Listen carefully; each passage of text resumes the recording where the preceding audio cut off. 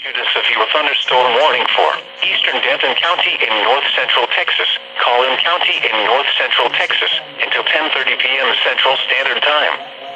At 9:29 p.m. Central Standard Time, a line of severe thunderstorms was located from near Krugerville to Louisville, moving northeast at 45 miles per hour.